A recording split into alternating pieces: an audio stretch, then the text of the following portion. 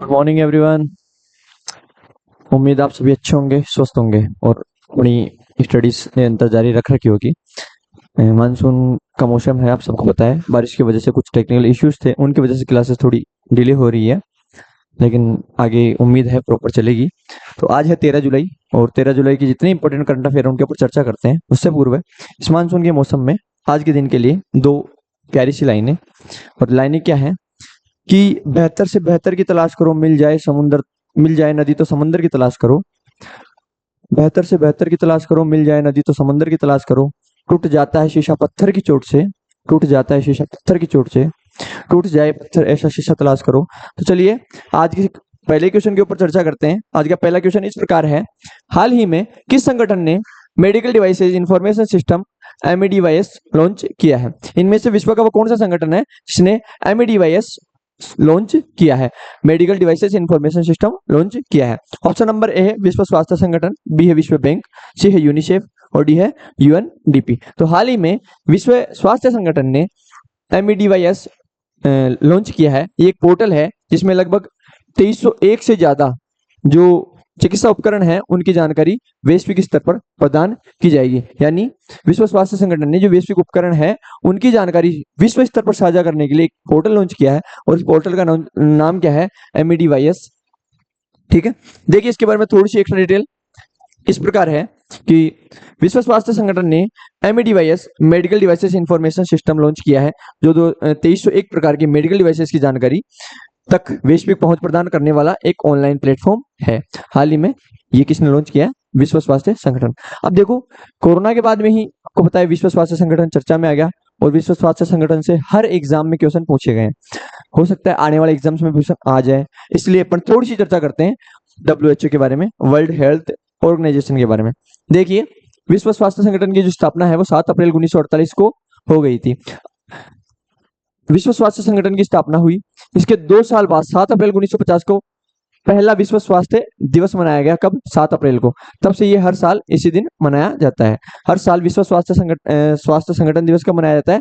7 अप्रैल को। ये क्वेश्चन भी पूछ सकता है, क्योंकि 7 अप्रैल 1948 को स्थापना हुई थी और 1950 से निरंतर इसका निरंतर विश्व स्वास्थ्य दिवस मनाना प्रारंभ कर दिया था विश्व स्वास्थ्य संगठन ने। ठीक है, देखिए डब्ल्यूएचओ का मुख्यालय स्विट्जरलैंड के जिनेवा में है। फिलहाल 194 इसके सदस्य देश हैं। ठीक है, यहाँ से क्वेश्चन आ सकता है कि विश्व स्वास्थ्य संगठन का मुख्यालय कहाँ पे है? जिनेवा की राजधानी, स्विट्जरलैंड की राजधानी जिनेवा में। इसमें कुल कितने सदस्य देश हैं? 150। देखिए आगे देखिए, डब्ल्यूएचओ का मुख्य काम दुनिया भर में स्वास्थ्य समस्याओं पर नजर रखना और उन्हें सुलझाने में सदस्य देशों की मदद करना। हर साल वर्ल्ड हेल्थ डे अलग अलग थीम के साथ मनाया जाता है। 2024 की जो थीम थी मेरा स्वास्थ्य मेरा अधिकार थी। ठीक है, डब्ल्यूएचओ के मुताबिक दुनिया की 30% आबादी को आज भी जरूरी स्वास्थ्य सुविधाएं नहीं मिल पा रही है। ये डब्ल्यूएचओ ने एक आंकड़ा दिया है, जो कि विश्व की 30% आबादी है वो अभी वर्तमान समय में भी जो आवश्यक स्वास्थ्य सुविधाएं हैं उनसे वंचित है। तो विश्व स्वास्थ्य संगठन से जो क्वेश्चंस बन सकते थे वो है ये, इसकी स्थापना विश्व स्वास्थ्य दिवस कब मनाया, विश्व स्वास्थ्य संगठन दिवस कब मनाया जाता? 7 अप्रैल, और 7 अप्रैल 1950 को पहली बार मनाया गया। मुख्यालय कहाँ पे है? स्विट्जरलैंड की राजधानी जिनेवा में। उसके बाद में 194 सदस्य देश है, 150 देशों में इसके ऑफिस हैं। ठीक है, वर्तमान में डब्ल्यूएचओ के जो हेड है, डायरेक्टर कौन है? Tedros Ghebreyesus. ठीक है, ये क्वेश्चन भी पूछा जा सकता है आपके एग्जाम्स में। आगे चलते हैं अगले क्वेश्चन पे। आज का जो अगला क्वेश्चन है वो इस प्रकार है कि हाल ही में विश्व जनसंख्या दिवस 2024 मनाया गया, तो इसकी थीम क्या थी? विश्व जनसंख्या दिवस 2024 की थीम क्या थी? देखिए ऑप्शन नंबर ए है किसी को पीछे न छोड़े, सभी की गिनती करें। ऑप्शन नंबर बी है महिलाओं और लड़कियों के स्वास्थ्य और अधिकारों की रक्षा करें। ऑप्शन नंबर सी है लैंगिक समानता और प्रजनन स्वास्थ्य। ऑप्शन नंबर डी है परिवार नियोजन एवं मानव अधिकार। तो ध्यान रखना, हाल ही में जो विश्व जनसंख्या दिवस मनाया गया है उसकी जो थीम है वो है किसी को पीछे न छोड़े और सभी की गिनती करें। 2024 का जो वर्ल्ड पॉपुलेशन डे था, विश्व जनसंख्या दिवस था, उसकी जो थीम थी वो थी किसी को पीछे न छोड़े और सभी की गिनती करें। अब देखिए थोड़ी सी डिटेल कि विश्व जनसंख्या दिवस कब मनाया जाता है और क्यों मनाया जाता है। ध्यान रखना, विश्व जनसंख्या दिवस 1990 से 11 जुलाई को प्रतिवर्ष मनाया जाता है, जिसका उद्देश्य जनसंख्या वृद्धि, पर्यावरणीय प्रभाव और विकास संबंधित मुद्दों पर ध्यान केंद्रित करना है। 1989 में यूएनडीपी द्वारा स्थापित ये दिन 11 जुलाई 1987 को वैश्विक जनसंख्या के 5 अरब को पार करने का प्रतीक है। देखो 11 जुलाई 1987 को संपूर्ण विश्व की जो जनसंख्या है वो 5 अरब से ज्यादा हो गई थी। उसी के बाद यूएनडीपी ने ये निर्णय लिया कि हर साल 11 जुलाई को अपन विश्व जनसंख्या दिवस मनाएंगे। ठीक है, तो विश्व जनसंख्या दिवस 2024 की जो थीम है वो है ऑप्शन नंबर ए, किसी को पीछे न छोड़े, सभी की गिनती करें। आगे देखिए, आगे चलते हैं। अब यहाँ पे चर्चा में आ गया है विश्व जनसंख्या दिवस, इसके बारे में चर्चा करते हैं। देखिए विश्व जनसंख्या दिवस क्या है। 11 जुलाई 1989 को यूनाइटेड नेशंस ने पहली बार विश्व जनसंख्या दिवस मनाया था। तो क्वेश्चन पूछ ले कि सर्वप्रथम विश्व जनसंख्या दिवस कब मनाया गया, 11 जुलाई 1989 को। आगे देखिए, परिवार नियोजन के प्रति लोगों को जागरूक करने के लिए इसकी शुरुआत की गई। क्वेश्चन पूछ ले विश्व जनसंख्या दिवस की शुरुआत क्यों की गई, परिवार नियोजन या जनसंख्या को नियंत्रित करने के लिए लोगों में जागरूकता हो, इसके लिए इसकी शुरुआत की गई थी। 11 जुलाई 1987 को दुनिया की आबादी 5 अरब कितनी हो गई थी, 5 अरब। इसलिए इस 5 अरब हुई। बढ़ती जनसंख्या बड़ी चिंता का विषय था, इसलिए लोगों में जागरूकता फैलाने के लिए हर वर्ष 11 जुलाई को विश्व जनसंख्या दिवस मनाया जाता है। यहाँ से क्वेश्चन आ सकता है। चलिए भाई आगे चलते हैं, आज का जो अगला क्वेश्चन है उस पर चलते हैं। आज का जो अगला क्वेश्चन है वो इस प्रकार है, एक सेकंड। आईसीसी पुरुष T20 बल्लेबाजी रैंकिंग में किसे 7वीं रैंक मिली है, इनमें से वो कौन सा खिलाड़ी है जिसे हाल ही में आईसीसी पुरुष बैट्समैन रैंकिंग में 7वीं रैंक मिली है। ऑप्शन नंबर ए है ऋतुराज गायकवाड़, बी है वानिंदु हसरंगा, सी है वाशिंगटन सुंदर, डी है रवि बिश्नोई। तो हाल ही में ऋतुराज गायकवाड़ को T20 बल्लेबाजी रैंकिंग में 7वीं रैंकिंग मिली है। अब यहाँ से क्वेश्चन पूछ सकते हैं कि T20 बैट्समैन रैंकिंग 2024 में सर्वश्रेष्ठ बल्लेबाज किसे चुना गया है या फर्स्ट रैंक किसको मिली है। तो यहाँ पे उसका आंसर होएगा ट्रेविस हेड। ट्रेविस हेड को world T20 world batsman ranking में पहला स्थान मिला है। देखिए आगे चलते हैं, इस क्वेश्चन के बारे में थोड़ी सी डिटेल देते हैं। देखिए डिटेल इस प्रकार है, ये आपको जो दिख रहे हैं ये हैं आपके ऋतुराज गायकवाड़, इनको 7वां स्थान मिला है। अब थोड़ी सी डिटेल देखिए, T20 विश्व कप 2024 में बल्ले से सफल प्रदर्शन के बाद ऑस्ट्रेलियाई सलामी बल्लेबाज ट्रेविस हेड, आपने इनका जलवा तो आईपीएल में भी देखा होगा। आईपीएल में ये सनराइजर्स हैदराबाद के खिलाड़ी थे। आईपीएल में भी इन्होंने बहुत अच्छा प्रदर्शन किया और इसी के साथ T20 विश्व कप में भी इन्होंने अच्छा प्रदर्शन किया।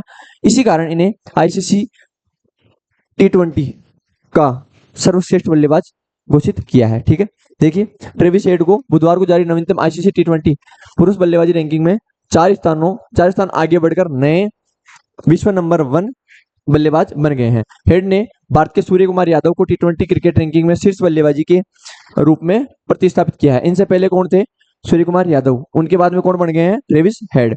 अब क्वेश्चन पूछ सकता है कि आईसीसी T20 में नंबर 1 जो टीम बनी है विश्व रैंकिंग में कौन है, टीम इंडिया। इंडिया को आईसीसी T20 वर्ल्ड रैंकिंग में पहला स्थान प्राप्त हो चुका है। देखिए आगे चलते हैं, आज का अगला क्वेश्चन है कुछ प्रकार है कि एक्सरसाइज पिंच ब्लेक, ठीक है, युद्धाभ्यास पिंच ब्लेक 2024 का मेजबान कौन सा देश है, इनमें से वो कौन सा देश है जो पिंच ब्लेक एक्सरसाइज आयोजित करवा रहा है। ठीक है, ऑप्शन नंबर ए है भारत, बी है फ्रांस, सी है ऑस्ट्रेलिया, डी है न्यूजीलैंड। तो हाल ही में जो ऑस्ट्रेलिया देश है वो पिंच ब्लेक नामक एक्सरसाइज करवा रहा है। ठीक है, यहाँ से क्वेश्चन पूछ सकते हैं, बहुत बार क्वेश्चन आए हैं, ज्वाइंट मिलिट्री एक्सरसाइज होती है, वहां से क्वेश्चन आए हैं कि ये युद्धाभ्यास किन किन देशों के मध्य होता है। तो पिंच ब्लेक के बारे में क्वेश्चन आ जाए, पिंच ब्लेक कौन आयोजित करवा रहा है, ऑस्ट्रेलिया। अब देखिए इसके बारे में थोड़ी सी एक्स्ट्रा डिटेल क्या है। भारतीय वायुसेना की एक टुकड़ी 12 जुलाई से 2 अगस्त तक चलने वाले अभ्यास पिंच ब्लेक 2024 के लिए ऑस्ट्रेलिया के राफ बेस डार्विन पहुंची है। अब ये क्वेश्चन पूछ सकता है पिंच ब्लेक किस किस के मध्य हुआ, भारत और ऑस्ट्रेलिया। ऑस्ट्रेलिया कौन गई, भारतीय वायुसेना की एक टुकड़ी। कब से कब तक होगा, 12 जुलाई से 2 अगस्त तक। यहाँ से इसके बारे में डिटेल। ठीक है, ये द्विवार्षिक बहुराष्ट्रीय अभ्यास है, अपने 43 साल के इतिहास में सबसे बड़ा है, जिसमें 20 देश, 140 से अधिक विमान और 4400 कर्मचारी शामिल है। अब क्वेश्चन पूछ ले कि पिंच ब्लेक युद्धाभ्यास में कितने देश शामिल होंगे, 20 देश। ये भी एक बहुत बड़ा आंकड़ा है, इसलिए ये अब तक का सबसे बड़ा युद्धाभ्यास है। ठीक है, देखिए अब यहां से क्वेश्चन बन सकता है, जितने भी इंपॉर्टेंट मिलिट्री एक्सरसाइज होती है, ज्वाइंट मिलिट्री एक्सरसाइज होती है, वहां से क्वेश्चन बन सकता है। तो देखिए पहला क्वेश्चन या पहली एक्सरसाइज संप्रति किस किस के मध्य, भारत और बांग्लादेश। ठीक है, मित्र शक्ति भारत और श्रीलंका, मैत्री भारत और थाईलैंड।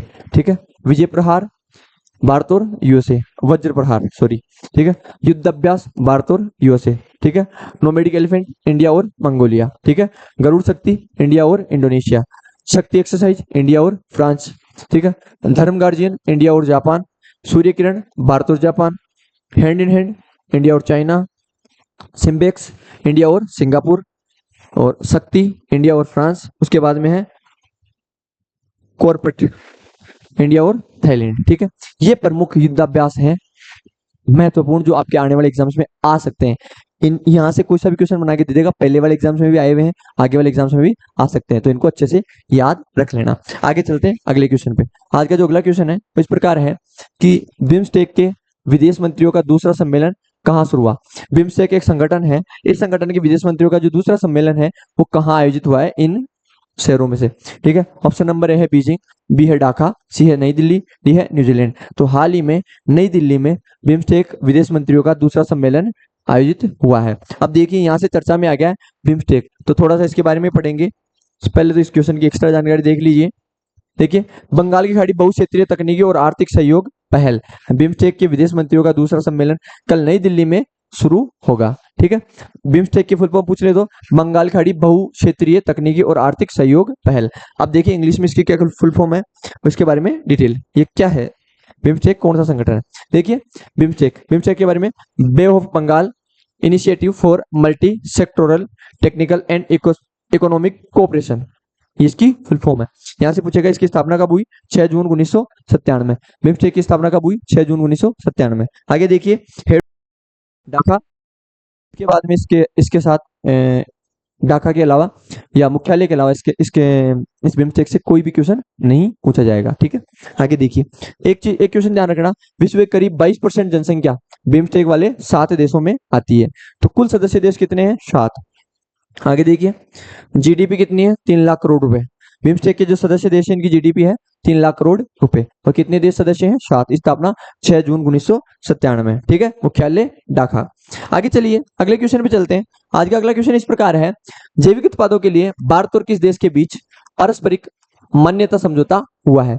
जैविक उत्पाद उनके लिए इनमें से कौन सा देश है जिसके साथ भारत ने एक समझौता किया है, ठीक है। ऑप्शन नंबर ए है ताइवान, बी है मोजाम्बिक, सी है ऑस्ट्रेलिया, और डी है फिलीपींस। तो हाल ही में ताइवान के साथ भारत ने एक समझौता किया है जो किससे संबंधित है, जैविक उत्पादों से। तो जैविक उत्पादों के बारे में कोई भी क्वेश्चन आ जाए तो अपन यहाँ से कर सकते हैं कि जैविक उत्पादों से संबंधित कौन सा समझौता किया है, भारत ने ताइवान के साथ एक समझौता किया है।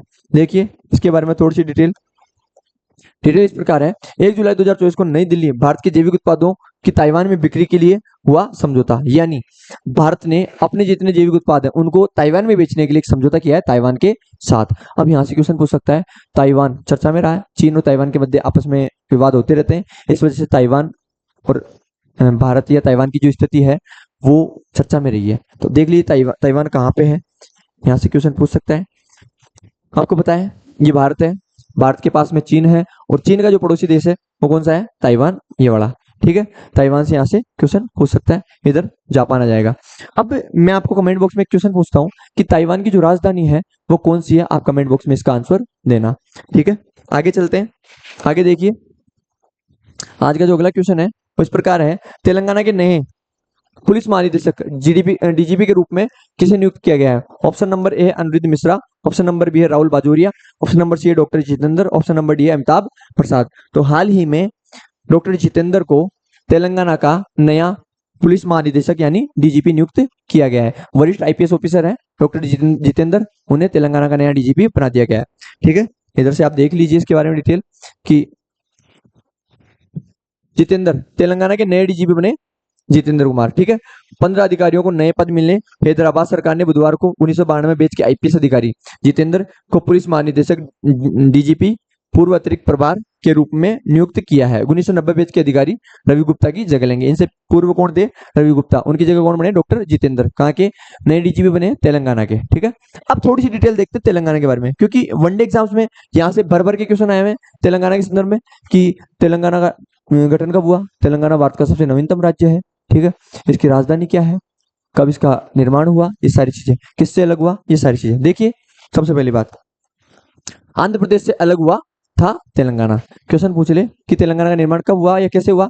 आंध्र प्रदेश से अलग होने के बाद में तेलंगाना का निर्माण हुआ है। देखिए, अक्टूबर 2013 में केंद्रीय मंत्रिमंडल ने से मिली थी नए राज्य की मंजूरी। 2013 में, अक्टूबर 2013 यानी अंत 2013 में तेलंगाना के गठन की मंजूरी केंद्रीय मंत्रिमंडल ने दे दी थी। उस समय कांग्रेस की सरकार थी, कांग्रेस सरकार ने तेलंगाना के गठन की मंजूरी दे दी थी। ठीक है, भूख हड़ताल के बाद, भूख हड़ताल करने वालों में केसीआर बने। जो तेलंगाना राज्य की मांग उठी थी, उस मांग में जो भूख हड़ताल की गई थी, उस समय भूख हड़ताल की गई थी, भूख हड़ताल करने वाले जो केसीआर थे, उनको बाद में तेलंगाना का नया मुख्यमंत्री नियुक्त कर दिया गया था। ठीक है, राज्य के पहले मुख्यमंत्री बन गए थे। तो तेलंगाना के पहले मुख्यमंत्री कौन बने थे? केसीआर। आगे देखिए, 2014 में विधानसभा चुनावों में केसीआर की पार्टी को मिली बहुमत। जो तेलंगाना राज्य की जो मांग उठ रही थी, उसकी मांग के जो अग्रणी नेता थे, उनमें थे केसीआर। तो केसीआर की जो पार्टी, केसीआर ने पार्टी बनाई, पार्टी ने तेलंगाना के जो विधानसभा चुनाव थे उनमें चुनाव लड़ा और उन्हें बहुमत मिल गई। उनके बाद में केसीआर वहां के पहले मुख्यमंत्री बन गए थे। आगे देखिए, हैदराबाद को 10 साल तक आंध्र प्रदेश और तेलंगाना की संयुक्त राजधानी बनाया गया था। क्वेश्चन पूछ सकता है, अभी वर्तमान में 2024 में ये हट चुकी है। हैदराबाद और तेलंगाना दोनों की राजधानी अलग अलग हो चुकी है। तो क्वेश्चन पूछ सकता है, हैदराबाद किसकी राजधानी है और तेलंगाना की राजधानी क्या है या आंध्र प्रदेश की राजधानी क्या है। दोनों की लगभग 10 साल तक हैदराबाद राजधानी रही थी। अब अगले क्वेश्चन पे चलते हैं। अगला क्वेश्चन है, अब आज के जितने इंपॉर्टेंट क्वेश्चन थे वो यहीं समाप्त होते हैं। अब आज की जितनी भी इंपॉर्टेंट न्यूज समरी है उसके ऊपर चर्चा करते हैं। देखिए, प्रतिवर्ष 12 जुलाई को दुनिया भर में विश्व पेपर बैग दिवस मनाया जाता है। ठीक है, आगे देखिए, नागालैंड को बागवानी में प्रतिष्ठित कृषि नेतृत्व पुरस्कार 2024 के लिए सर्वश्रेष्ठ राज्य के रूप में चुना गया है। बांग्लादेश के 5वें पूर्ण सदस्य देश के रूप में कोलंबस सिक्योरिटी कॉन्क्लेव में शामिल हुआ, यानी कोलंबस सिक्योरिटी कॉन्क्लेव में शामिल होने वाला 5वां पूर्ण सदस्य देश कौन बन गया है? बांग्लादेश। भारतीय वायुसेना की एक टुकड़ी अभ्यास पिंच ब्लैक 2024 में भाग लेने के लिए ऑस्ट्रेलिया पहुंची। पिंच ब्लैक कहां पे हो रहा है? ऑस्ट्रेलिया में। कितने देश शामिल है? लगभग 20 से ज्यादा देश इसमें शामिल है। आगे देखिए, केंद्रीय संस्कृति मंत्री गजेंद्र सिंह शेखावत ने राजधानी के राष्ट्रीय संग्रहालय में Thailand Bharat interwoven legacies stream of faith in Buddhism photo प्रदर्शनी का उद्घाटन किया है। केंद्रीय सशस्त्र पुलिस बलों में अब पूर्व अग्निवीरों को 10% आरक्षण दिया जाएगा। यानी जो केंद्रीय पुलिस बल है, सीआरपीएफ है, सेंट्रल रिजर्व पुलिस फोर्स है, उनमें 10% आरक्षण किसको दिया जाएगा? अग्निवीरों को। ठीक है, आगे देखिए, भारत के युवा पर्वतारोही नीतीश सिंह ने मलेशिया की सबसे ऊंची पर्वत चोटी माउंट किनाबालू पर तिरंगा फहराया। ये क्वेश्चन पूछ सकता है, मलेशिया की सबसे ऊंची चोटी कौन सी है? माउंट किनाबालू, या माउंट किनाबालू किस देश में पड़ती है? ठीक है, आगे देखिए, भारत के मुख्य न्यायाधीश डीवाई चंद्रचूड़ ने नई दिल्ली में सुप्रीम कोर्ट के मुख्य परिसर में एक नई फाइलिंग काउंटर तथा सुविधा केंद्र का उद्घाटन किया है। ये भी पूछ सकता है। आगे देखिए, फिलीपींस के सुल्तान कुदारत प्रांत में 7 तीव्रता का भूकंप दर्ज किया गया है। ठीक है, आगे देखिए, केंद्रीय गृह मंत्री अमित शाह ने 14 जुलाई को मध्य प्रदेश के सभी 55 जिलों में प्रधानमंत्री कॉलेज ऑफ एक्सीलेंस का शुभारंभ किया है। यह भी क्वेश्चन पूछ सकता है कि प्रधानमंत्री कॉलेज ऑफ एक्सीलेंस का शुभारंभ कहाँ पे किया है गृह मंत्री ने? मध्य प्रदेश के सभी 55 जिलों में। ठीक है, आज जितने इंपॉर्टेंट करंट अफेयर थे वही समाप्त होते हैं। यहाँ से अगर कोई भी क्वेश्चन में डाउट होता है तो आप कमेंट बॉक्स में बता सकते हो। साथ में जो क्वेश्चन पूछे जाते हैं डेली, उनका कमेंट बॉक्स में आंसर दीजिए। अगर आपको क्लास पसंद आती है तो अपने दोस्तों के साथ जो भी तैयारी कर रहे हैं उनके साथ शेयर कीजिए, क्योंकि ये क्लास ऐसी है जिसमें सीधे मुद्दे की बात की जाती है। ठीक है, सीधी बात, नो बकवास। आपके एग्जाम्स में सीधे सीधे यहाँ से क्वेश्चन मिलने की 100% संभावनाएं हैं।